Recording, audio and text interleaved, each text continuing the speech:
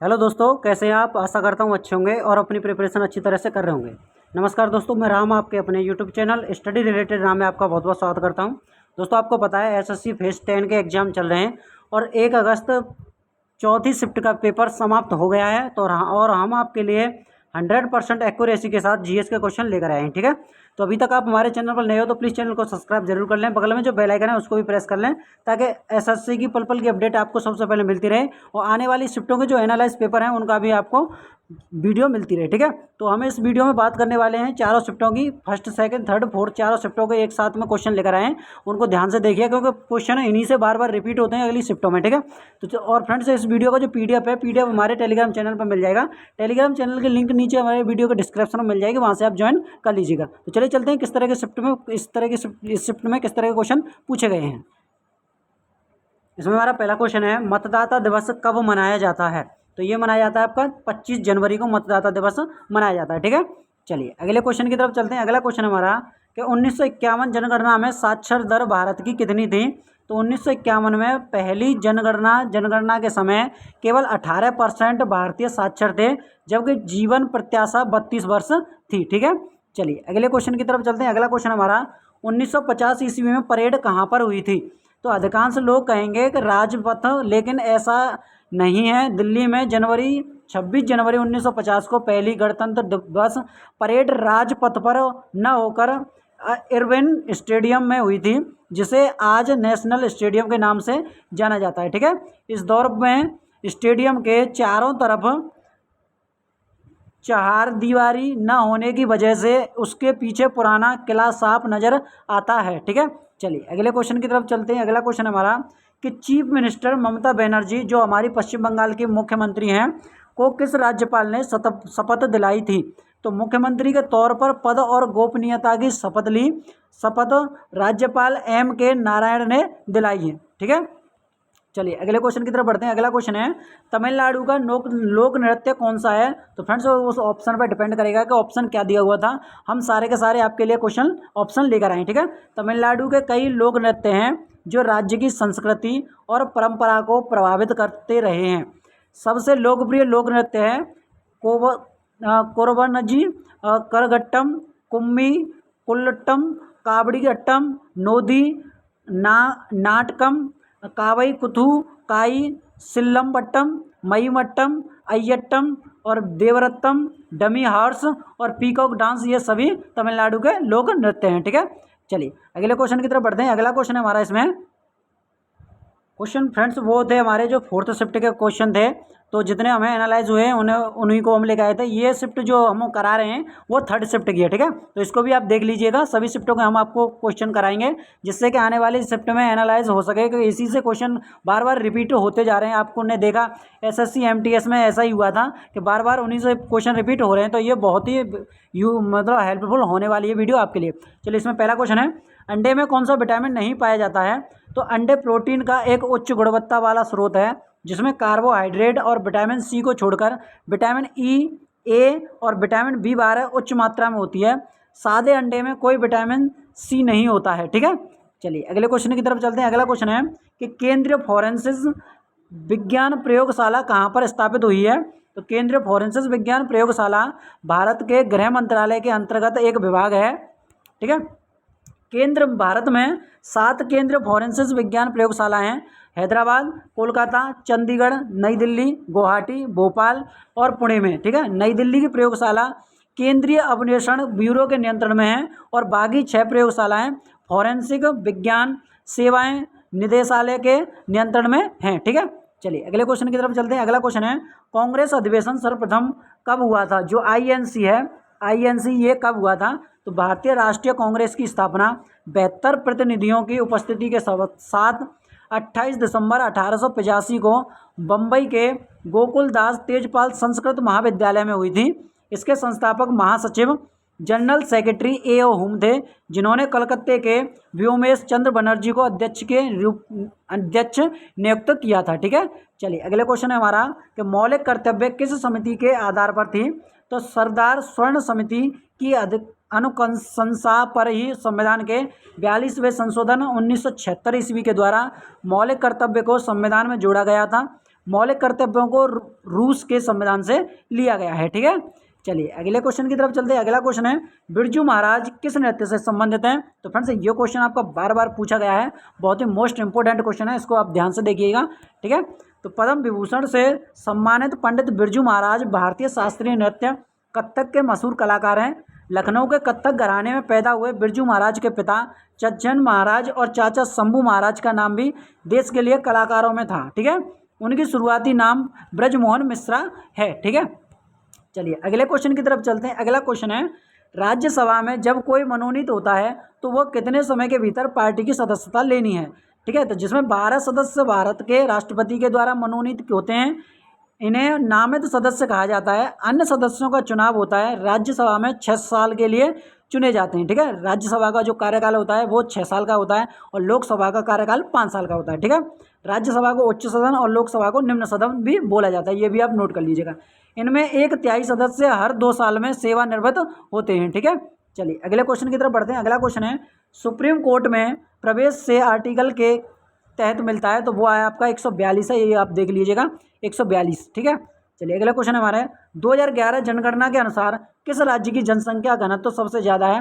तो यहाँ पर केंद्र शासित प्रदेश था, वो 2011 जनगणना के अनुसार केंद्र शासित प्रदेश था तुम्हारा आपका दिल्ली, जिसकी जो घनत्व था 11,320 व्यक्ति वर्ग किलोमीटर है, जो उसे जनसंख्या घनत्व के दृष्टि से उस नंबर 1 केंद्र शासित प्रदेश बनाता है। ठीक है, चलिए अगला क्वेश्चन है हमारा कि महाराणा प्रताप कहाँ के राजा थे?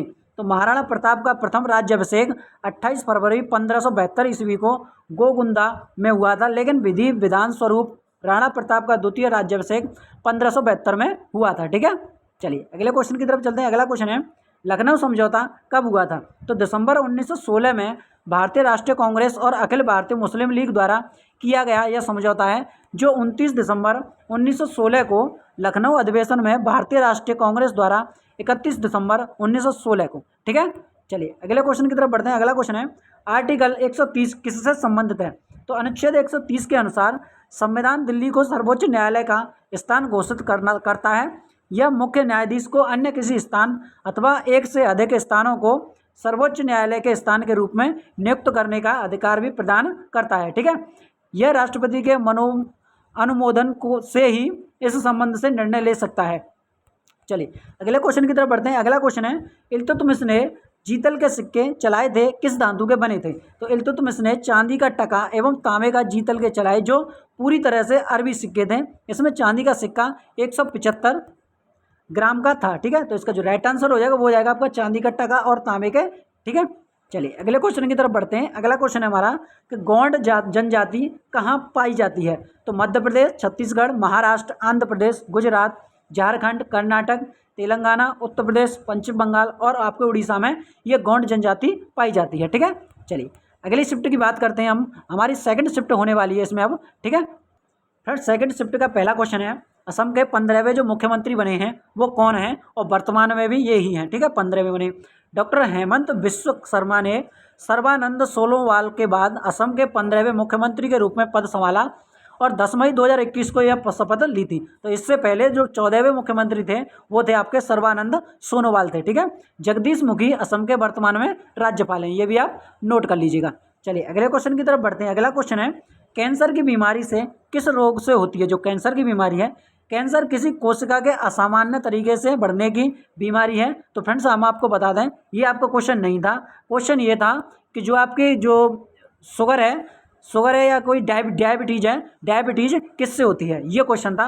ये आपका क्वेश्चन नहीं आया हुआ था। ठीक है, चलिए तो अगले क्वेश्चन की तरफ चलते हैं। अगला क्वेश्चन है संविधान लागू हुआ था कौन सा दिवस मनाया जाता है? तो 26 जनवरी 1950 में इस दिन संविधान लागू किया गया था। इसके कारण थे कि देश स्वतंत्र होने के बाद 26 नवंबर 1949 को संविधान सभा के संविधान अपनाया था। ठीक है, वहीं 26 जनवरी 1950 को संविधान को लोकतांत्रिक सरकार प्रणाली के साथ लागू किया गया। इस दिन भारत को पूर्ण गणतंत्र घोषित किया गया था। ठीक है, चलिए अगले क्वेश्चन की तरफ बढ़ते हैं। अगला क्वेश्चन है अहिंसा दिवस कब मनाया जाता है? तो अंतर्राष्ट्रीय अहिंसा दिवस महात्मा गांधी के जन्मदिन पर 2 अक्टूबर को मनाया जाता है। इसे भारत में गांधी जयंती के रूप में मनाया जाता है। 15 जून 2007 को संयुक्त राष्ट्र महासभा में 2 अक्टूबर को अंतर्राष्ट्रीय अहिंसा दिवस स्थापित करने के लिए मतदान हुआ था। ठीक है, महासभा में सभी सदस्यों ने 2 अक्टूबर को इस रूप में स्वीकार किया था। ठीक है, तो इसका जो राइट आंसर हो जाएगा वो हो जाएगा आपका 2 अक्टूबर। चलिए अगले क्वेश्चन की तरफ बढ़ते हैं। अगला क्वेश्चन है ओलंपिक 2024 कहाँ पर आयोजित किए गए थे? तो आपको बता दें फ्रेंड्स, ये 2024 भी आने वाली शिफ्ट में होने वाला है और 2032 पूछा था तो उसको भी हम देख लेंगे। 100 साल बाद 26 जुलाई 2024 को पेरिस आधिकारिक और पर तीसरी बार ओलंपिक खेलों की मेजबानी करेगा, जबकि फ्रांस में ओलंपिक खेलों छठी बार आयोजित होगा। पेरिस के अलावा 3 शीतकालीन ओलंपिक खेलों का आयोजन भी फ्रांस में हुआ है। ठीक है, मेनानिक्स 1924, ग्रेनोबल 1968 और अल्टरविले 1992 शीतकालीन ओलंपिक खेलों का आयोजन फ्रांस में हुआ था। ठीक है, 2023 में भारत दूसरी बार ओलंपिक समिति की बैठक मेजबानी करेगा, जबकि मुंबई में पहली बार यह बैठक होगी। इससे पहले 1983 में दिल्ली में यह बैठक का आयोजन हुआ था। ठीक है, लॉस एंजल्स में 2028 में होने वाले हैं। ठीक है, और 2034 की बात करें तो ये आपका रियाद में होने वाला है। चलिए अगले क्वेश्चन की तरफ बढ़ते हैं। अगला क्वेश्चन है थावरचंद गहलोत किस राज्य के राज्यपाल बने हैं? तो वर्तमान में कर्नाटक के राज्यपाल थावरचंद गहलोत बने हैं। ठीक है, चलिए अगले क्वेश्चन की तरफ बढ़ते हैं। अगला क्वेश्चन है 2011 जनगणना के अनुसार वृद्धि दर कितनी थी भारत की? तो 17.07% वृद्धि दर थी। ठीक है, चलिए अगला क्वेश्चन है थ्री टियर गांधी किसे कहा जाता है? तो खान अब्दुल गफ्फार खान है। खान अब्दुल गफ्फार खान को ही थ्री टियर गांधी कहा जाता है। चलिए अगले क्वेश्चन की तरफ बढ़ते हैं। अगला क्वेश्चन है अली अकबर खां किस वाद्य यंत्र से संबंधित हैं?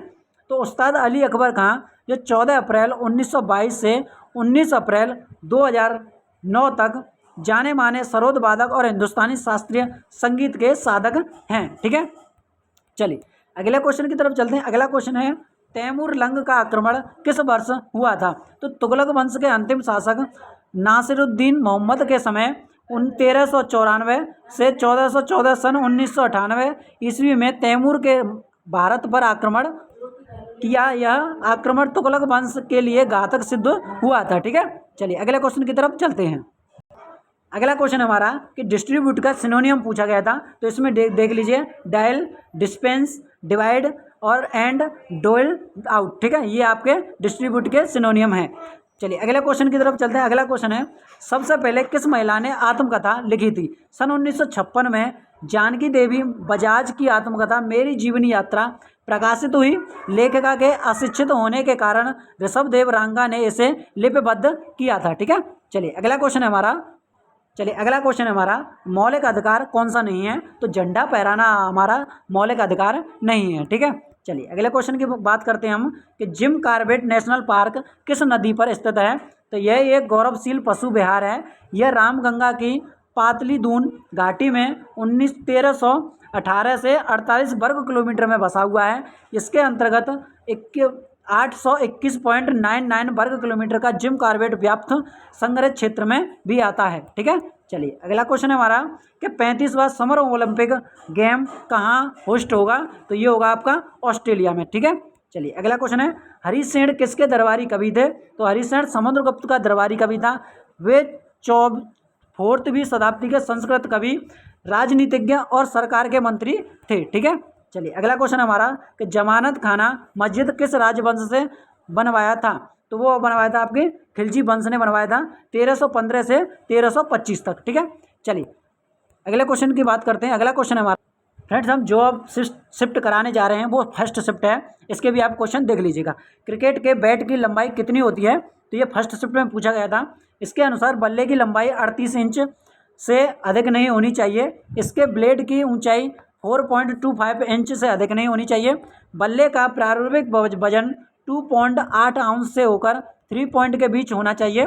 हालांकि इसके लिए कोई निर्धारित मानक नहीं है। चलिए अगले क्वेश्चन की बात कर लेते हैं। अगला क्वेश्चन है हॉकी के मैदान की लंबाई कितनी होती है? तो इसकी जो लंबाई है 1.40 मीटर और चौड़ाई इसकी 55 मीटर होती है।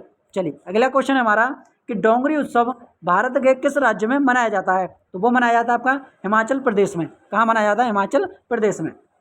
चलिए अगला क्वेश्चन है रुक्मणी देवी अरंडले निम्न में से किस नृत्य शैली से जुड़ी हुई हैं? तो वो जुड़ी हुई हैं आपकी भरतनाट्यम से। किससे? भरतनाट्यम से।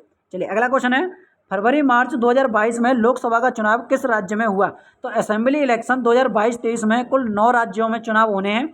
इनमें मध्य प्रदेश, राजस्थान, छत्तीसगढ़, कर्नाटक, तेलंगाना, त्रिपुरा, मेघालय, नागालैंड और मिजोरम शामिल हैं। 2024 में लोकसभा चुनाव है। ठीक है, ये भी आप नोट कर लीजिएगा। अगला क्वेश्चन है, 42वें संविधान संशोधन में क्या जोड़ा गया था? तो 42वें संविधान संशोधन अधिनियम 1976 के द्वारा संविधान की प्रस्तावना में संशोधन किया और भारत की प्रभुत्व संपन्न लोकतांत्रिक गणराज्य के स्थान पर प्रभुत्व संपन्न फ्रेंड्स आपका समाजवादी पंथ निरपेक्ष लोकतांत्रिक गणराज्य के रूप में वर्णित किया गया है। ठीक है, चलिए अगले क्वेश्चन की बात करते हैं। अगला क्वेश्चन है, the God of small things पुस्तक के लेखक कौन है? तो the God of small things के लिए बुकर पुरस्कार प्राप्त अरुंधति रॉय ने लेखन के अलावा नर्मदा बचाओ आंदोलन समेत भारत के दूसरे जन आंदोलनों में भी हिस्सा लिया है। ठीक है, तो इसका जो राइट आंसर हो जाएगा वो हो जाएगा आपका अरुंधति रॉय। चलिए अगले क्वेश्चन की बात कर लेते हैं। अगला क्वेश्चन है, 2011 जनगणना के अनुसार सबसे कम जनसंख्या किस राज्य की है? तो भारत की जनगणना 2011 के अनुसार उत्तर प्रदेश सबसे अधिक आबादी वाला राज्य है और सिक्किम भारत का सबसे कम आबादी वाला राज्य है। तो सबसे ज़्यादा जनसंख्या कहाँ पाई जाती है? यूपी में, उत्तर प्रदेश में पाई जाती है। ठीक है, चलिए अगले क्वेश्चन की बात करते हैं। अगला क्वेश्चन है, संविधान संशोधन किस देश से लिया गया है? तो भारतीय संविधान में संशोधन की प्रक्रिया संबंधी प्रावधान, राज्यसभा में सदस्यों का निर्वाचन प्रणाली आदि दक्षिण अफ्रीका से संविधान से लिए गए हैं। ठीक है, चलिए अगले क्वेश्चन की बात करते हैं। अगला क्वेश्चन है, जलियांवाला हत्याकांड कब हुआ था? तो पंजाब के अमृतसर में एक जगह का नाम है जलियांवाला बाग, जो 13 अप्रैल 1919 को बैसाखी के शुभ मौके पर यहाँ बड़ी संख्या में लोग इकट्ठा होकर स्वतंत्रता सेनानी सत्यपाल और सैफुद्दीन की गिरफ्तारी के खिलाफ एक सभा का आयोजन कर रहे थे। तो इसी समय जो जनरल डायर थे, जनरल डायर ने गोली चलाने का आदेश दिया था। ठीक है, चलिए अगला क्वेश्चन है हमारा, केसरिया हिंद की उपाधि किसे मिली है? तो केसरिया हिंद की उपाधि महात्मा गांधी को दी गई थी। 1900 से 1947 के दौरान सार्वजनिक सेवा के लिए भारत के सम्राट द्वारा यह उपाधि दी गई थी। ठीक है, चलिए अगले क्वेश्चन की बात करते हैं। अगला क्वेश्चन है, बुद्ध देवदास किस नृत्य से संबंधित है? तो इसका जो आंसर हमें कमेंट बॉक्स में आप जरूर बताइए, इसका आंसर क्या हो जाएगा। चलिए अगला क्वेश्चन हमारा, कि मेजोरिटी का एंटोनियम्स पूछा गया था, तो मिनोरिटी हो जाएगा। ठीक है, चलिए अगला क्वेश्चन है हमारा, कि नेटिव का एंटोनियम्स पूछा गया था, तो उसका जो आंसर हो जाएगा वो हो जाएगा फोरिजन हो जाएगा। चलिए अगला क्वेश्चन हमारा, कि अब्रीड का सिनोनियम पूछा गया था, तो उसका राइट आंसर हो जाएगा शॉर्टेन हो जाएगा। ठीक है, चलिए अगला क्वेश्चन है, घूमर नृत्य किस राज्य का है? तो ये आपका राजस्थान राज्य का है। ठीक है, चलिए अगला क्वेश्चन है, टीवी रिमोट कैसी डिवाइस है? तो टीवी रिमोट आपकी इनपुट डिवाइस है। ठीक है, चलिए तो फ्रेंड्स ये थे हमारे क्वेश्चन जो आज की सभी शिफ्टों के क्वेश्चन पूछे गए थे, तो हमने ये एनालाइज आपको करा दिया है। अगर आपको वीडियो अच्छी लगी हो तो प्लीज़ चैनल को सब्सक्राइब कर लें, बगल में जो बेल आइकन है उसको भी प्रेस कर लें, ताकि आने वाली शिफ्टों के जो भी एग्जाम होने वाले हैं, रेलवे ग्रुप डी, SSC, जितने भी एग्जाम होने वाले हैं उन सबकी एनालाइज आपको कराई जाएगी और 100% एक्यूरेसी के साथ आपको एनालाइज कराई जाएगी। और इसका जो PDF हमारे टेलीग्राम चैनल पर मिला करेगा। टेलीग्राम चैनल के लिंक वीडियो के डिस्क्रिप्शन में दे रखी है, वहाँ से आप ज्वाइन कर लीजिए। इन सभी के PDF वहीं टेलीग्राम पर मिलेंगे। तो मिलते हैं नेक्स्ट वीडियो में, तब तक के लिए जय हिंद, जय भारत।